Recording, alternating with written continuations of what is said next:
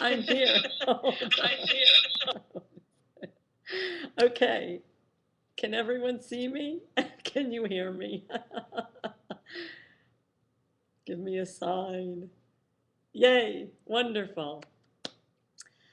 That was wonderful. Thank you so much, Brother Keeter. That was awesome. And as usual, we really seem to be in wonderful sync these days because my sharing really really resonates with yours as well. So I have something very exciting that I'm going to be beginning with you. And I have absolutely no idea how many series it's going to take to accomplish it.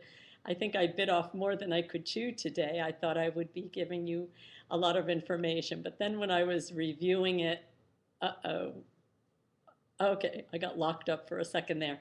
Um, it's very dense and very deep information, and I'm loving it, and I think you are going to as well. So, along the lines of our recurring theme of peace, love, all being an inside job, all beginning within, I am going to be sharing for probably the next couple or few weeks, possibly even, with you a wonderful book by Carolyn Meese, who I'm sure many of you are familiar with, called Anatomy of the Spirit. How awesome is this? Okay, can you see this? Anatomy of the Spirit. The 7 stages of power and healing. There's a little bit of a delay over here, so let me know if things go awry.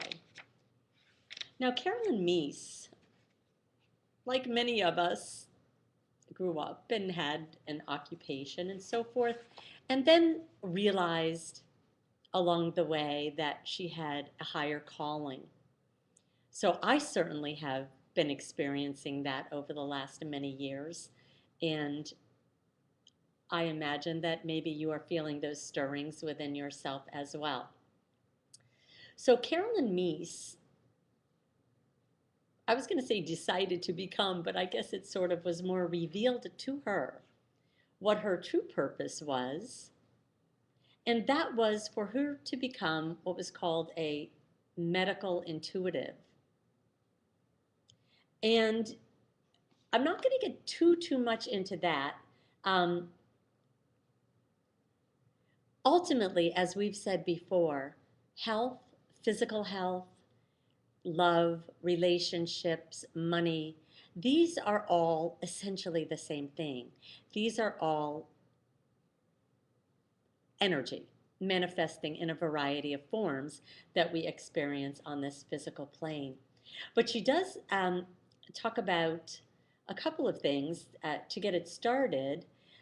And in part one for her, she talks about a new language of the spirit. She talks about the human energy field, and we're going to be going into that into some detail today. It's absolutely fascinating. The first principle being biography becomes biology. So, literally, your story that you're telling yourself or that others have told you becomes literally a part of your DNA. And I think that even science is supporting us more and more on that. Ideas of stress, um, negativity, actually impacting your DNA, your cellular memories. Um, and she talks also about the second principle, which is personal power is necessary for health. And we'll see more about that. How is our personal power enhanced, and how is our personal power diminished? The third principle, you alone can help yourself heal. And then she talks about learning symbolic sight. And I'm hoping today we can begin to get into, sorry, my neighbors, riding his motorcycle right in front of the house here. So we'll hope he's enjoying himself. Made in the image of God. And this is so absolutely fascinating.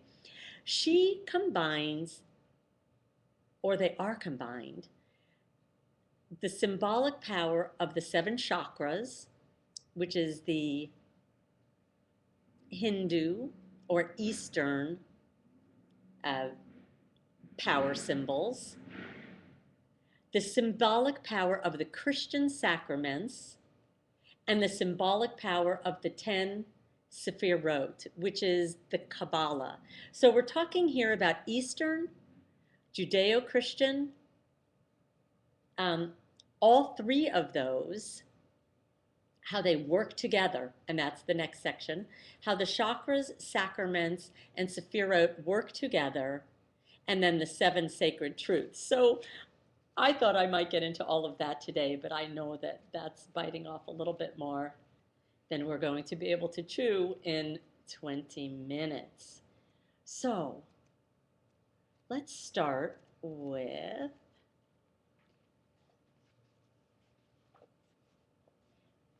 we're going to start actually with chapter 2, Made in the Image of God. She says, ever since I got my first medical intuitions, I have been aware that they are basically about the human spirit, even though they describe physical problems, and even though I use energy terms to explain them.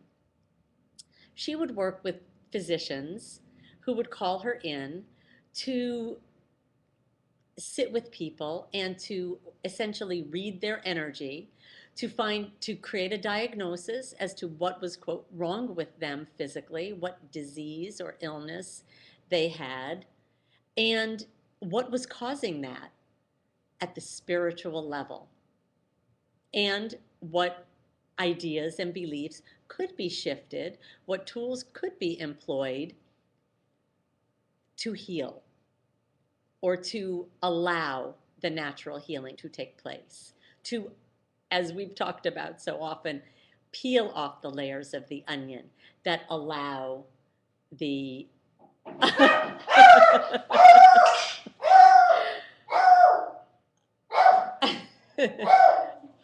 One second. I'll be right back. All right, Skipper.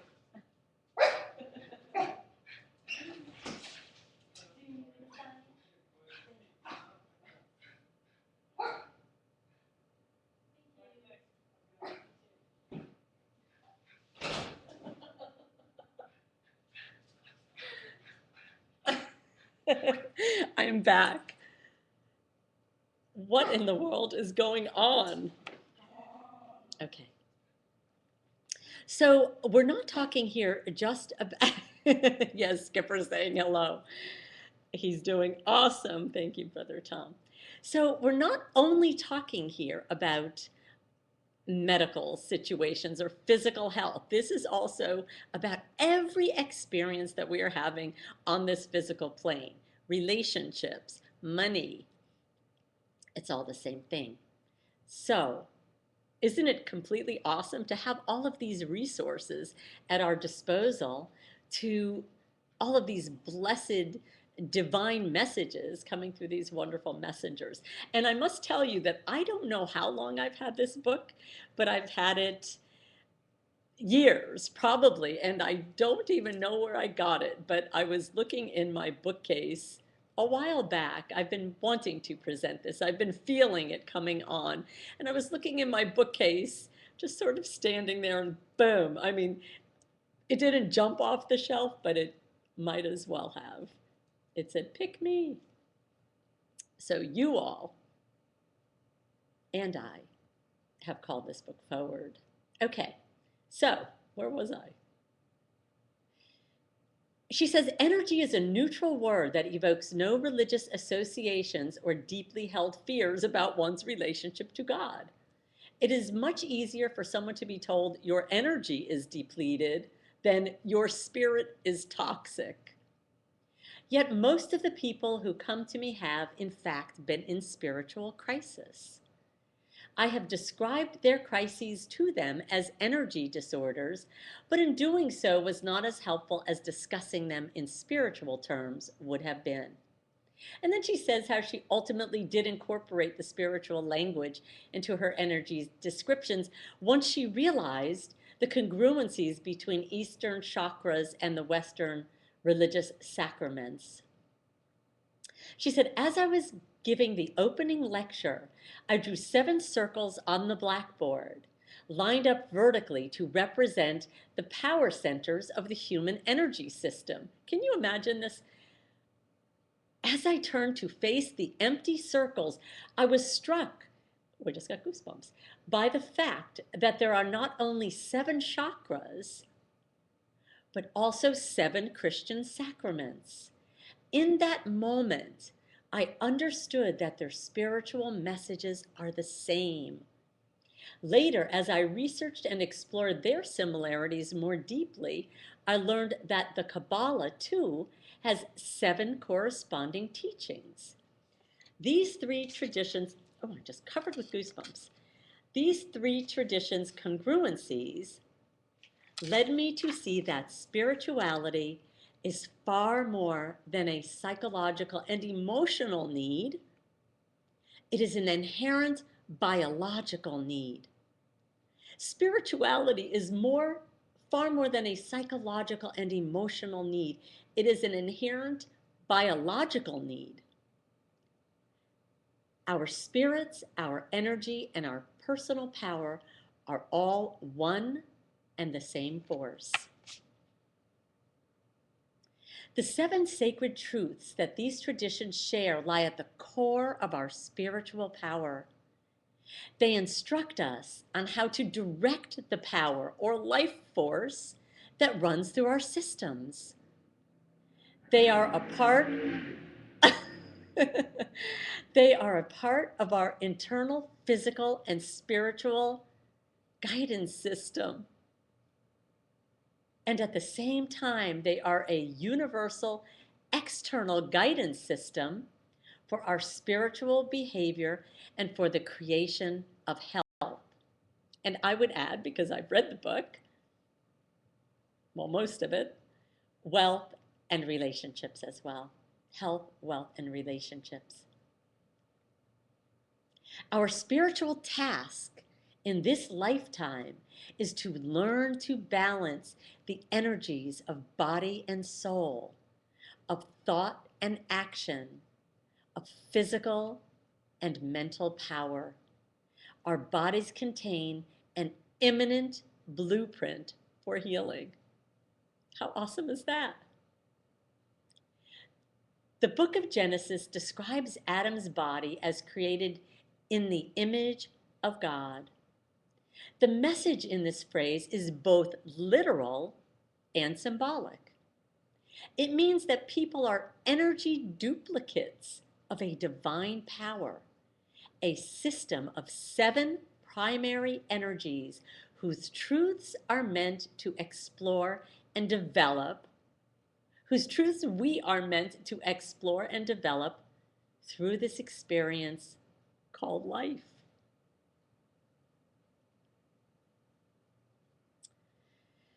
She says, because all human stress corresponds to a spiritual crisis, all human stress corresponds to a spiritual crisis and is an opportunity for spiritual learning, and we've talked about that over and over. You can gain insight into the use, misuse, or misdirection of your spirit, your personal power, in almost any illness.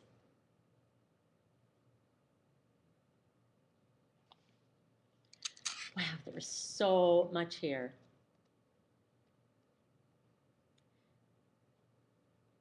She says that the Greek and Hindu teachings and the Christian teachings all depict the divine in some sort of human form.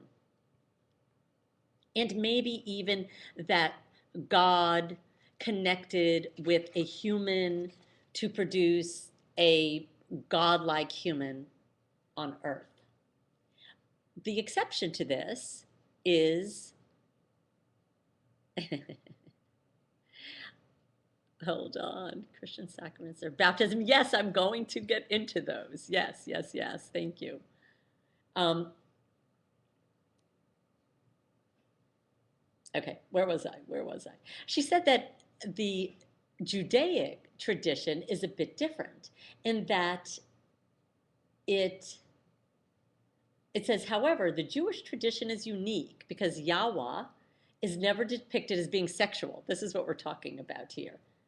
Um, that God does not continue below the waist. Um, they talk about uh, Mary and God connecting with Mary and Jesus being born as the Son of God. Suddenly, the abstract divine principle in Judaism called Yahweh was mating with a human woman.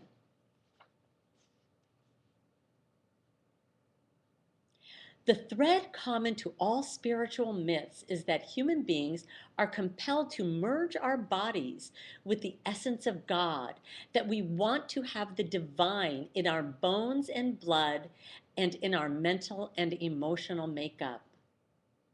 In belief systems around the world, conceptions of the divine's spiritual nature reflect the best human qualities and characteristics.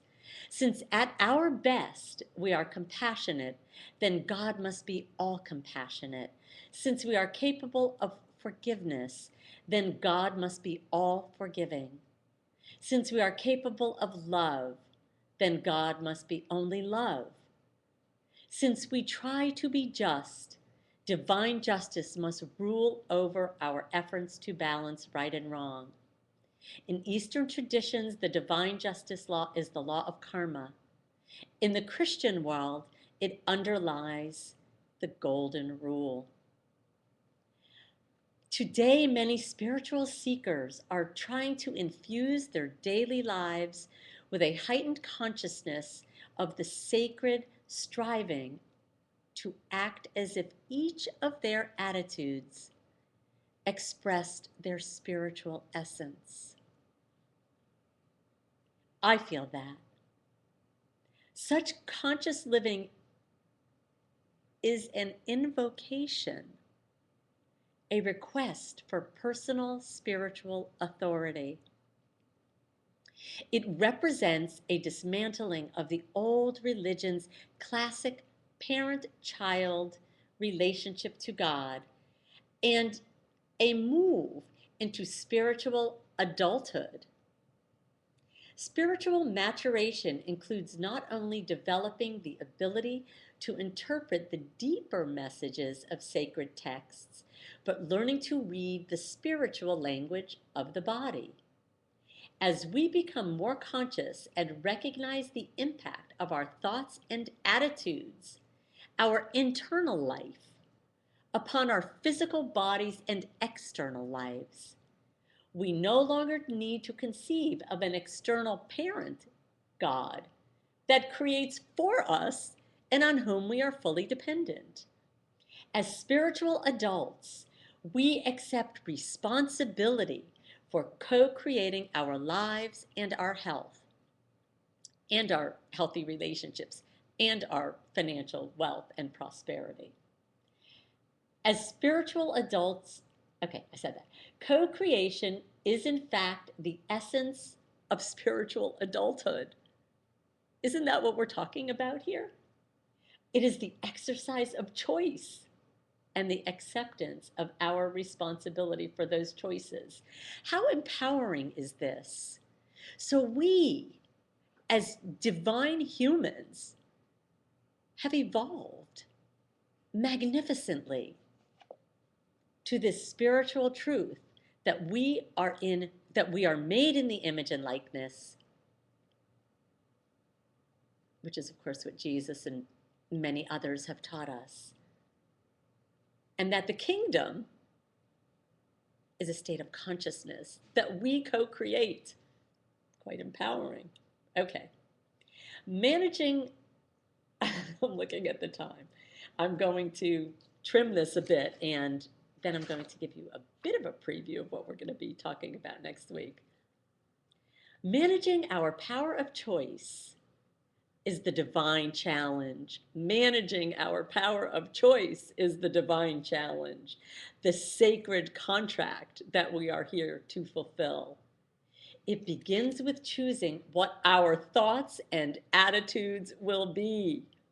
We have said that time and again, haven't we? What a blessing that we are aware of this. What a blessing that we have this power to shape our lives and fulfill our destiny. We co-create our physical bodies, hence our biography becomes our biology. I love that. We co-create our physical bodies through the creative strength of our thoughts and emotions. The 7 sacred truths of the Kabbalah, the Christian sacraments, and the Hindu chakras support our gradual transformation into conscious spiritual adults. These literal and symbolic teachings redefine spiritual and biological health and help us understand what keeps us healthy, what makes us ill, and what helps us heal. The 7 sacred truths, and I'm going to tell you them in just a minute. My goodness, the time is flying. Transcend cultural boundaries, and at the symbolic level, they constitute a roadmap for our life journey. The 7 sacred truths transcend cultural boundaries. We are all one. We are all one.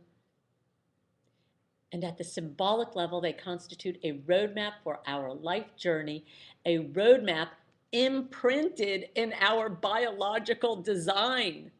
We are made in the image and likeness. Again and again, the sacred texts tell us that our life's purpose is to understand and develop the power of the Spirit, power that is vital to our mental and physical well-being. Abusing this power depletes our spirit and siphons the life force itself out of our physical bodies. Because divine energy is inherent in our biological system, every thought that crosses our minds, every thought, every belief we nurture, every memory to which we cling translates into a positive or negative command to our bodies and spirits. It is magnificent to see ourselves through this lens.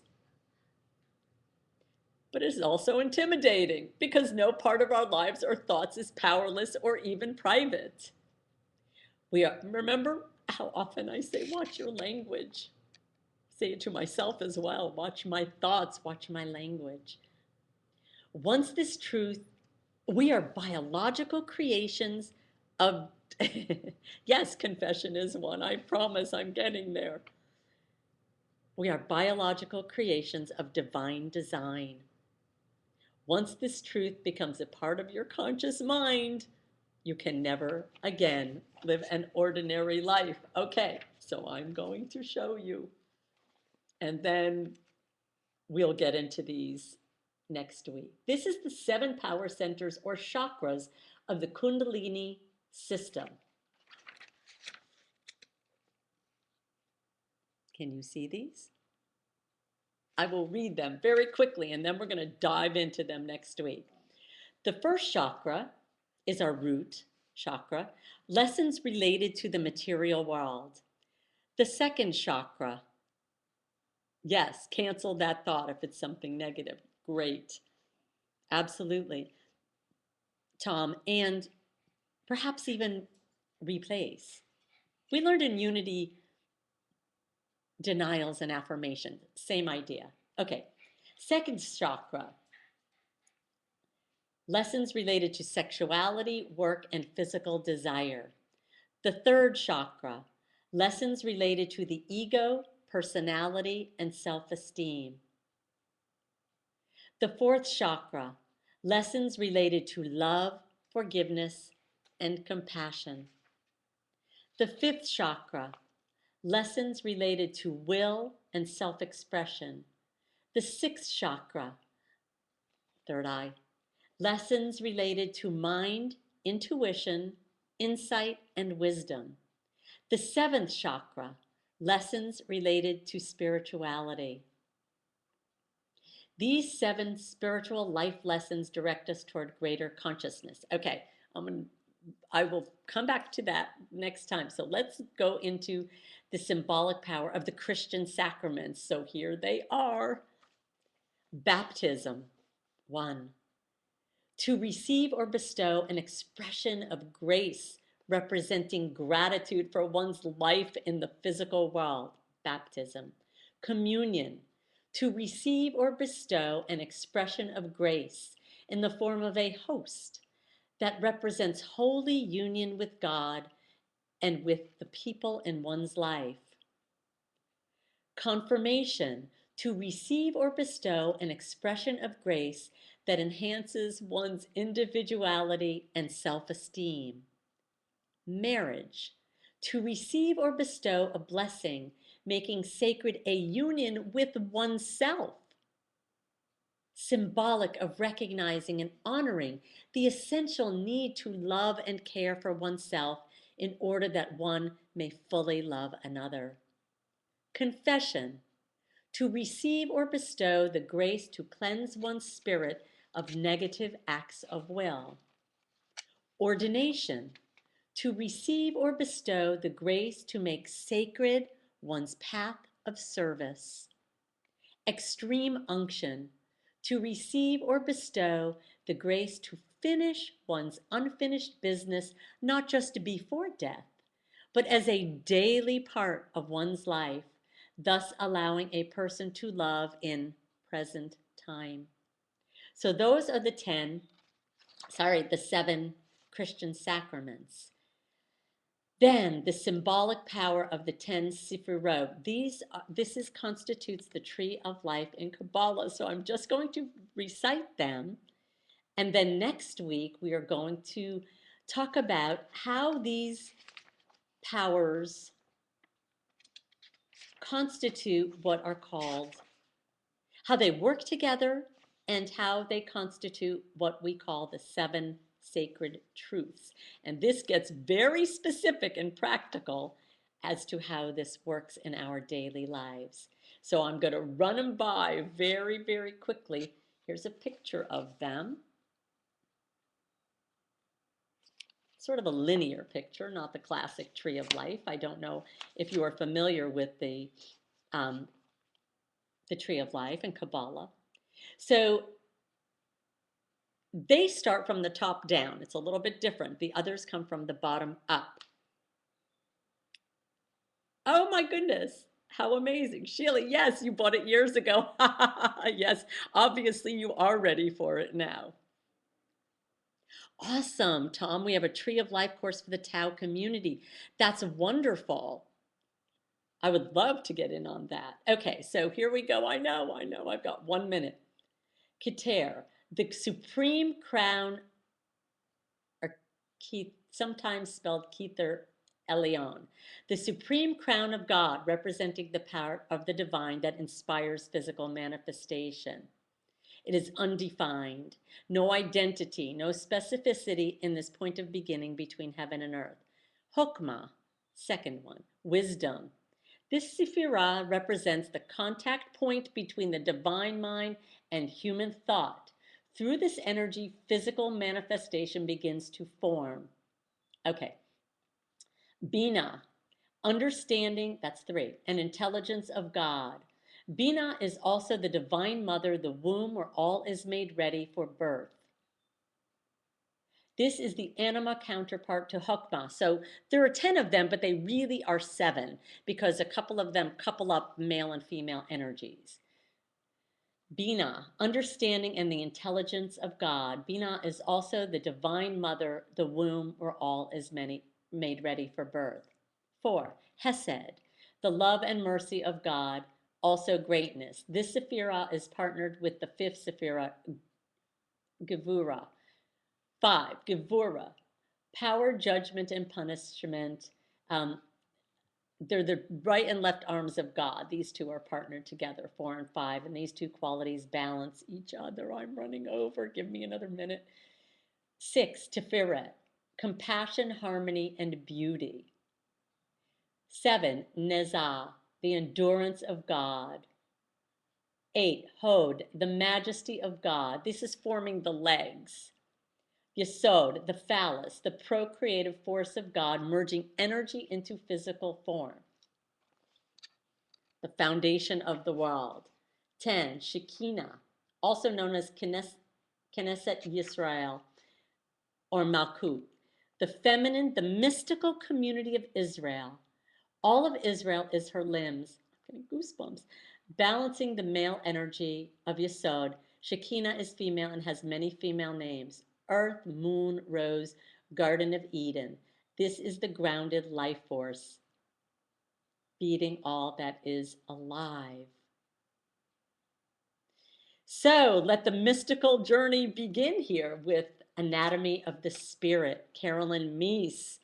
I absolutely am loving this book. My time is over. And next week, we're going to start on how the chakras, sacraments, and Sephirot work together. What a divinely inspired idea. And we will then go on to the 7 sacred truths and begin to see how we can employ this divine blueprint inside of us. This is how we work with our bodies, in our bodies, on our journey for remembrance of the divinity, of the perfection of our spirits. Awesome. So, thank you so much for bearing with me through all of the little noises and interruptions. I'm so looking forward to next week. Love you all so much. Have a blessed evening, afternoon, wherever you may be in the world. I love you, and I will see you next week. Mwah. Namaste.